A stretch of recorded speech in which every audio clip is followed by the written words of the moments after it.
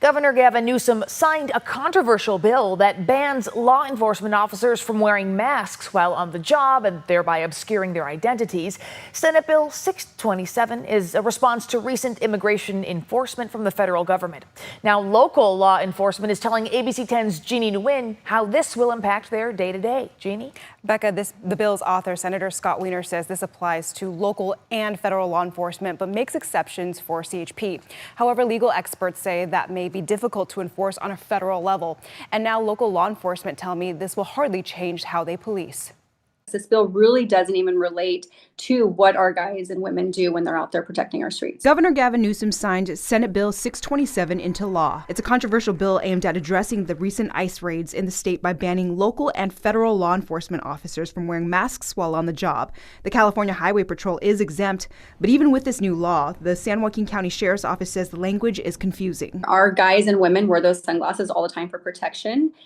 In this bill, it does state protective eyewear, but never does it state sunglasses. So can we wear them? Is this allowed? The bill's author, Senator Scott Wiener, says that confusion is causing misinformation. Local law enforcement now saying that maybe the bill bans sunglasses. That's false. It doesn't.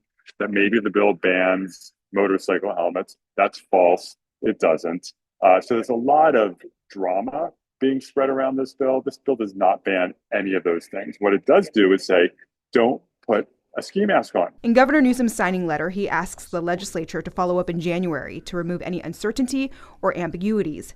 The Sacramento County Sheriff's Office says this will change nothing, and this type of bill is just a political statement. There's quite literally nothing we can do to assist ICE or Border Patrol or any other agency engaging in immigration. The Department of Homeland Security says it will not abide by the law. In response, Senator Wiener says ICE agents can be sued if they violate the law, and it's defensible under the U.S. Constitution. There are both criminal and civil consequences if you violate the law. But policy analysts say convincing the courts won't be easy. If this matter went up to the U.S. Supreme Court with a 6-3 conservative majority, I think that they would readily find that California cannot regulate face coverings of federal law enforcement officials.